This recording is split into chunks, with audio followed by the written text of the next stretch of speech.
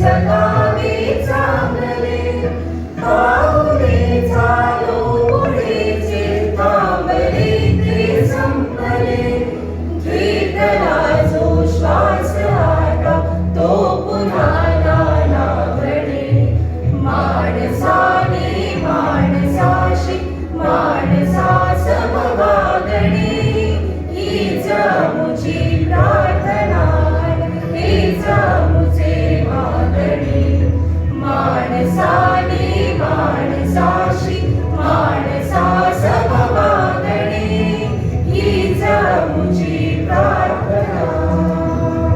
और जिसमें काम कर रहे उसको सुख मिल रहा है क्या नहीं, और जिसके लिए काम कर रहा है उसको सुख मिल रहा है क्या नहीं। अगर इसमें कुछ तकलीफ है तो हमें जो काम करने में कुछ दिक्कतें आ रही है, तो ये सब का सॉल्व करने के लिए, हमारा सपना पूरा करने के लिए आज हम सब इकट्ठा आए हैं।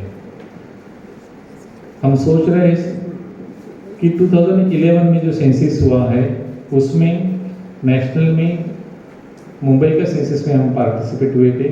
18 लाख लोग जो रोड पे हैं, और इंडिया में 18 लाख, अगर 2021 का होता तो वो भी संख्या ज़्यादा हो जाती थी। भारत ये ऐसा देश है जिसको प्राचीन संस्कृति है, वसुधैव कुटुंबकम, ऐसे जब सोचते हैं तब 20 लाख लोग रास्ते पे क्यों है, 25 लाख लोग रास्ते पे क्यों है। हम बचपन से India is my country, all India is my brothers and sister ये कहते हैं, लेकिन असलियत कहाँ है। हम उनको ब्रदर या भाई बहन समझना हमारा काम है। आप सभी जन जो आए हुए हैं वो सब संस्था चला रहे हैं। Over the last 2 years, he has promised us clean Mapsa free of destitutes, and I think that he has shown his capacity and his ability. It is not just getting them off the streets, but getting them back to the life they lived prior to what their condition was.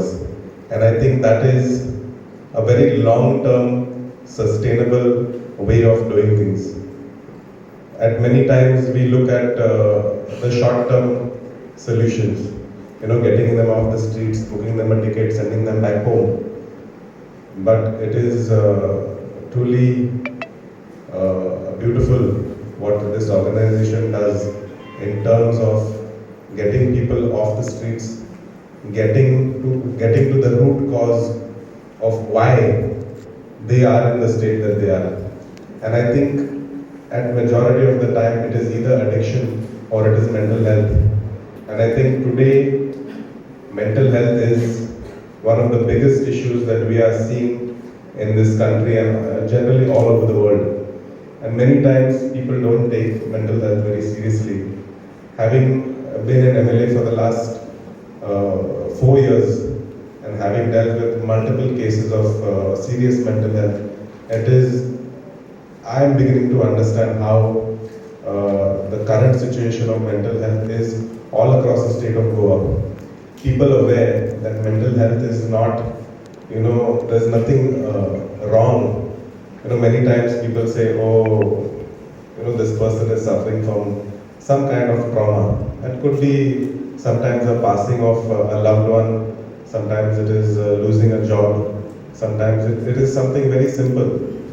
And people think that mental health is generally related to being mentally unstable or autism or something like that. So I think educating the younger generation is very important as to figure out and make them understand about mental health. And I think the more we are aligned with the subject of mental health, we will be able to reach out more and help people. I would like to thank the Jeevan Sanstha for all their contribution towards the beautiful constituency of Mapsa, and I have been given an assurance that Mapsa will be destitute free, but that is not what we are looking at. We are looking at Goa being a beautiful state that has shown that we can change the situation, not just getting rid of them, but rehabilitating them and sending them back, getting them back on their feet, letting them support their families, getting home to their loved ones and being part of the general system once again.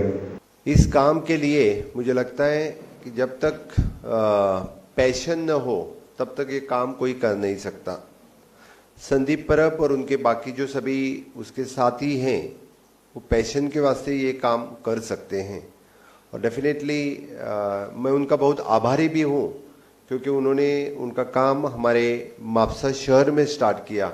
At least started with one city जो road side पे distribute रहते थे, mentally ill patient GMC के बाहर रहते थे, इन लोगों को सहारा देने का काम जीवन आनंद संस्था ने किया।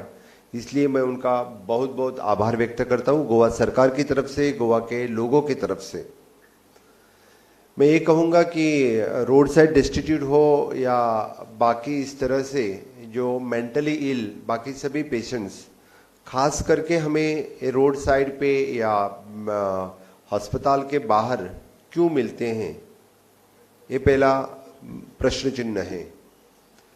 ज़्यादातर द फैमिली उन्हें यानी बाहर फेंक देती हैं, ये कहना ही उचित रहेगा मुझे लगता है, क्योंकि उन्हें कोई केयर नहीं करता है, उन्हें कोई केयर नहीं लेता है, वो बोझ बन के उनके ऊपर रहता है। इसलिए कोई देखे या न देखे उनको छोड़ देते हैं।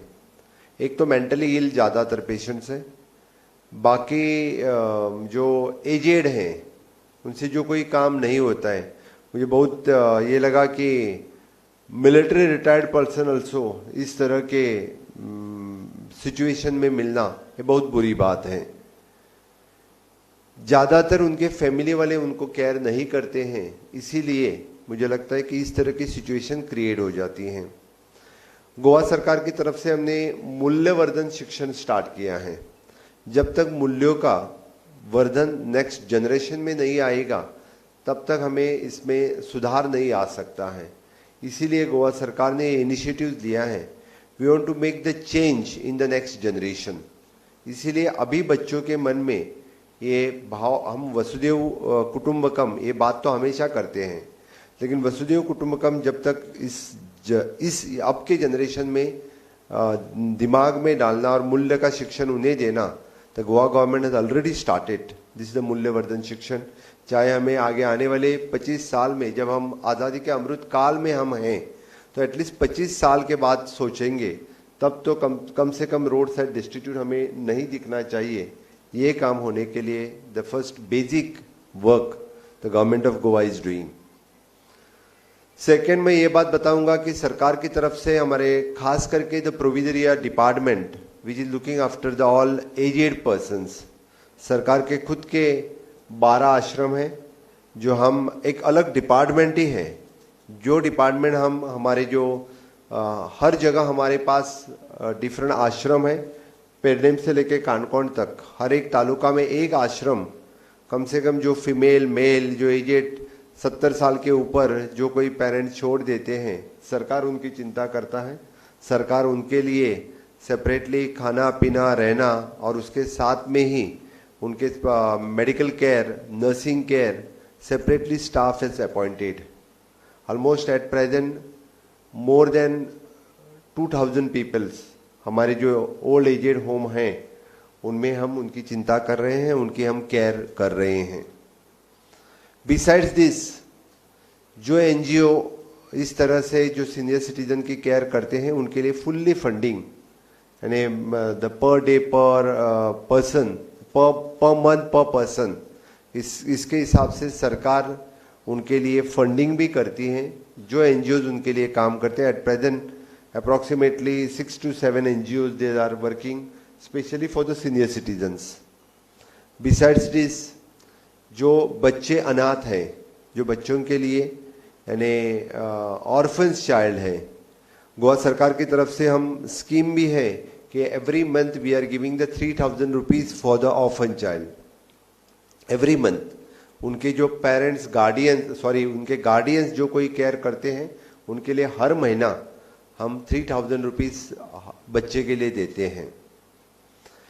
इसके सिवाय जो एनजीओज इन बच्चों के केयर करते हैं, बच्चों के लिए काम करते हैं, गोवा में at present minimum 13 NGOs, 13 to 14 NGOs they are working this type of orphan child's.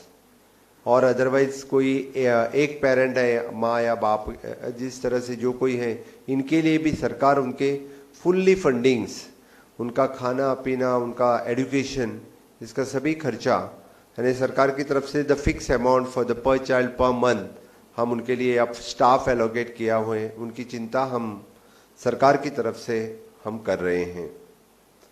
Besides this अभी भी मुझे लगता है कि the government of India under the social justice ministry, government of India support इस तरह से जो एनजीओज काम कर रहे हैं इनके लिए भी सपोर्ट पूरे भारत सरकार भी अपनी तरफ से कर रहे हैं।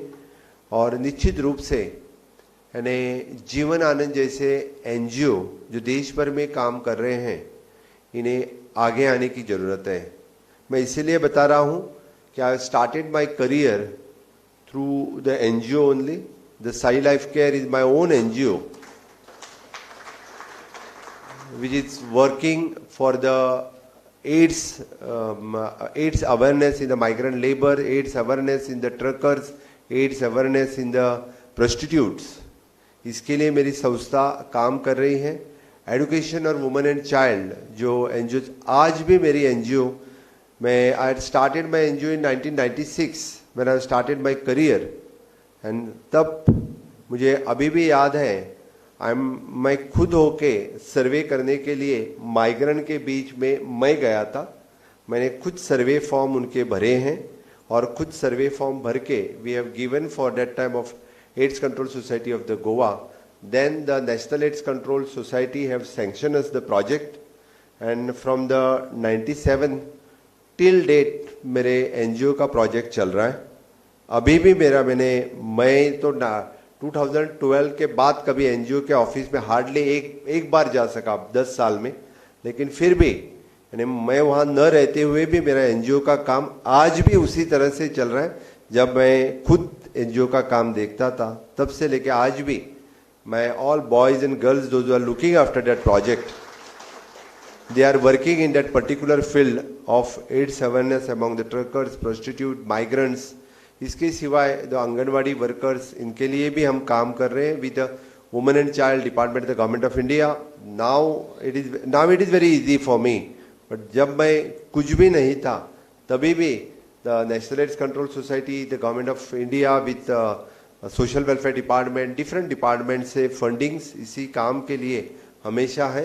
मुझे लगता है कि आप सभी लोग डिफरेंट एनजीओ से, इंडिविजुअल से होंगे जो ये काम करना चाहते हैं।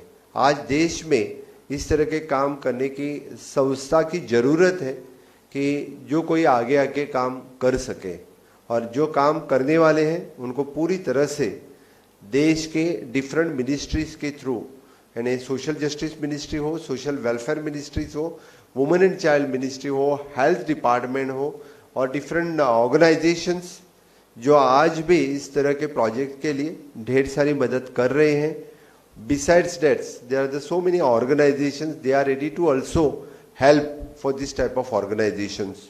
तो मैं आप लोगों का बहुत बहुत अभिनंदन करता हूं, क्योंकि एटलीस्ट आप लोगों ने इसके ऊपर सोचने की, काम करने का एटलीस्ट सोच रखी, और इसके ऊपर डिस्कशंस ये नेशनल सेमिनार के बाद डेफिनेटली आप आपके स्टेट में जाके इस तरह का काम आगे लेके जाएंगे। आगे लेके समाज में किसी ने तो एक काम करना चाहिए, और आपने इस काम को आगे लेने की जो सोच रखी है, इसलिए आप सभी का मैं बहुत बहुत अभिनंदन करता हूं, और आपको मैं best wishes for you to do this type of work. आगे आप सबका बहुत फ्यूचर बहुत ही अच्छा है एनजीओ में काम करने का। तो डेफिनेटली मैं कहूँगा कि सबका साथ सबका विकास, यानी किसी ने तो इनिशिएटिव लेना चाहिए। समझो किसी ने इनिशिएटिव नहीं लिया तो सबका विकास नहीं हो सकता है। इसीलिए सबका साथ सबका विकास, यही ब्रीद वाक्य लेके आप लोग आगे जा रहे हैं। और ऑनरेबल मोदी जी, माननीय पंतप्रधान नरेंद्र मोदी जी का सपना जो साकार करने के लिए कि इट इज एन वसुदेव कुटुंबकम, तो उसी लाइन पे आप लोग जो काम कर रहे हैं, इसलिए आप लोगों का बहुत बहुत फिर से एक बार अभिनंदन करता हूं। और गोवा में आप खास करके जीवन आनंद संस्था की तरफ से यहाँ पे आए, तो आप सभी लोगों का भी मैं स्वागत करता हूं। और संदीप परब और उनके जीवन आनंद संस्था का इसी अवसर पर मैं उनको बहुत बहुत शुभेच्छा देता हूं। और आपके जीवन आनंद संस्था के लिए जो कुछ मदद सरकार की तरफ से चाहिए वो हमेशा के लिए हम तैयार हैं। आपने सरकार को,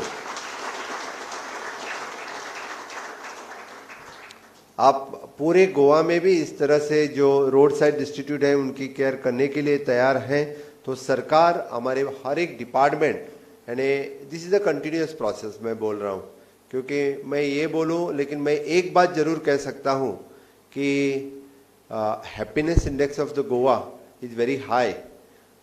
खुद गोवा का कोई गोवन लोग आपको 99% इस तरह से, मैं 100% भी कह सकता हूँ कि, बट मैं ये कहूँगा कि 99% द ओरिजिनल गोवन आपको कभी रोड साइड डिस्ट्रीब्यूट नहीं मिलेगा, ये मैं दावे के साथ कह सकता हूँ। लेकिन पूरे देश भर के जो कोई है उनके लिए काम करना हमारा परम कर्तव्य है और उनके लिए भी हम काम करते रहेंगे।